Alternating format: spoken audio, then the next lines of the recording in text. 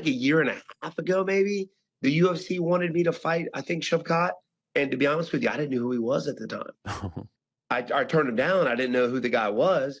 Obviously, after that, they mentioned, I tuned in and saw him fight Neil Magny, saw him fight Jeff Neal. I'm like, bro, this dude's legit. And now he's ranked above me.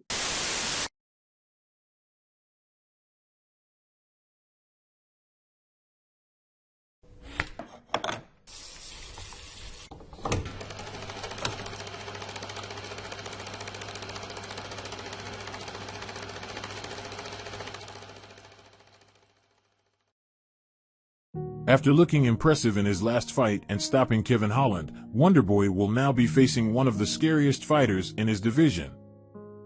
A fighter that possesses a style that could give him trouble, but as usual, Wonderboy is up for the challenge. I'm prepared for just a gritty fight, and I think preparing for a gritty fight and it happens, you're more apt to be used to it and to be able to deal with it.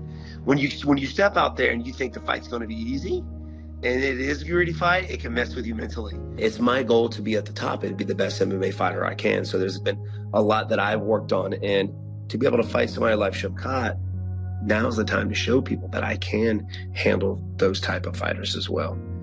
So, yeah, man, this is it for me. I got a small run for that title and possibly the last one.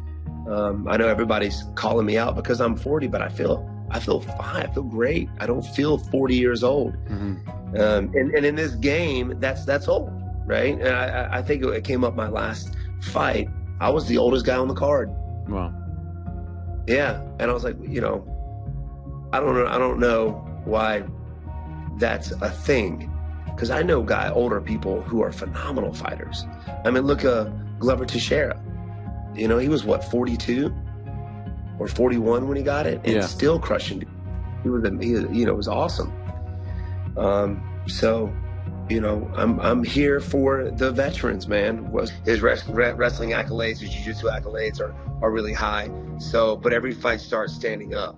So I do feel at some point he's going to shoot, but I'm going to be ready for it. He couldn't get Jeff Neal down, which surprised me. I think Jeff, being the shorter fighter, the stockier fighter, defended off the takedown very well. But I feel like it wasn't the best Jeff Neal that I've seen in that fight. And Jeff Neal landed some really good shots. His boxing was on point, landed some good shots on Shavkat.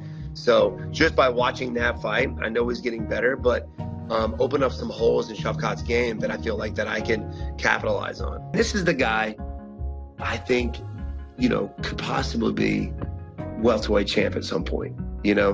He's that good. He's undefeated. I think it's 100% finish rate. So what better guy to go out there and show the world in the UFC that I deserve a title shot and fight this guy. So the goal is just to go out there and play smart and to adapt to whatever he's got. The guy's always evolving and getting better.